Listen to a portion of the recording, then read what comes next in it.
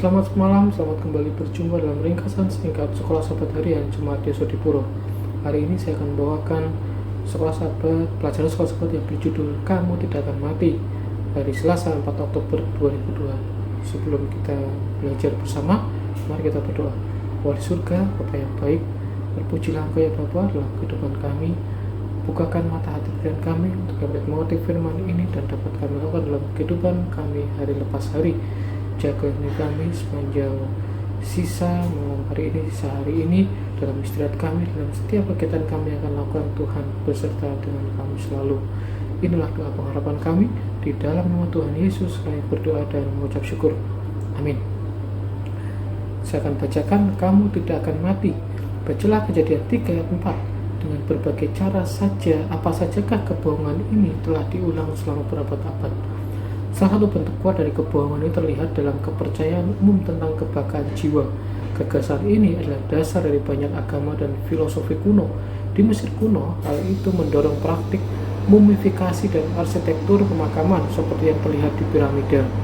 Teori ini juga menjadi satu pilar utama filsafat Yunani. Misalnya di Republik Plato, Sokrates bertanya pada Glaukon, apakah kamu tidak sadar bahwa jika jiwa kita abadi dan tidak pernah binasa?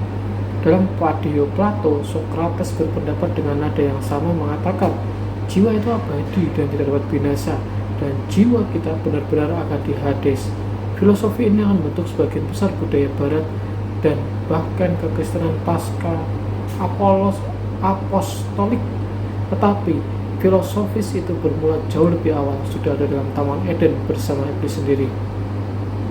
Jadi di sini kita belajar terkait kematian. Apakah kita mati atau tidak? Apakah jiwa kita mati atau tidak? Apakah jiwa kita kekal atau tidak?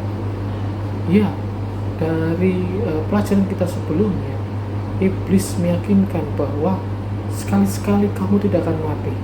Dengan pernyataan tegas ini, iblis menetapkan firman iblis sendiri di atas firman Tuhan. Ya, jelas dikatakan bahwa kita tidak akan pernah mati.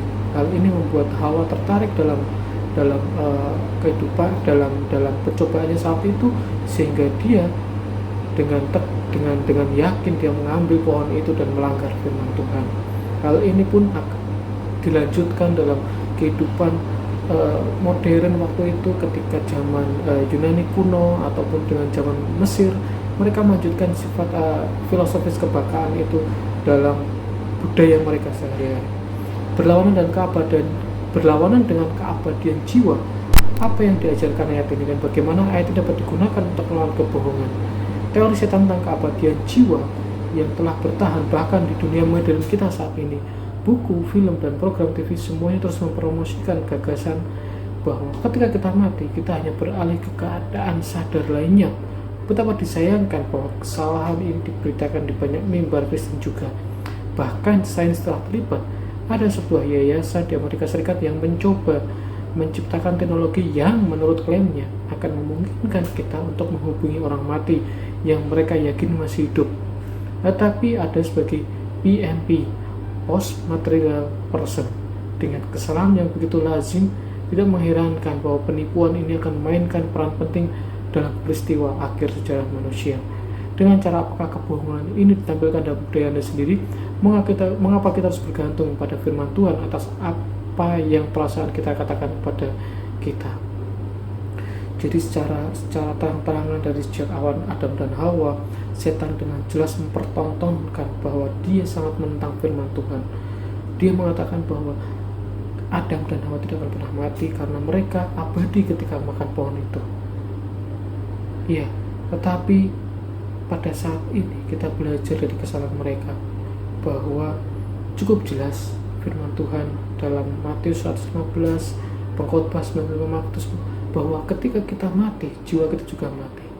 Inilah firman yang harus kita pegang, bahwa dalam kehidupan hari lepas hari, dalam kehidupan kita, ketika kita tiba saatnya Tuhan izinkan beristirahat, maka jiwa kita pun akan beristirahat.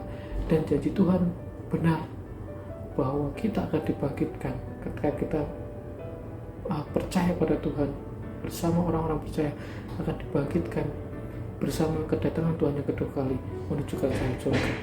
Inilah janji Tuhan dalam kehidupan kita. Kita semakin teguh, semakin percaya dengan janji Tuhan ini, bahwa kita akan abadi ketika Tuhan menjemput kita pada kedatangan kedua kali. Saya berdoa dalam nama Yesus, amin.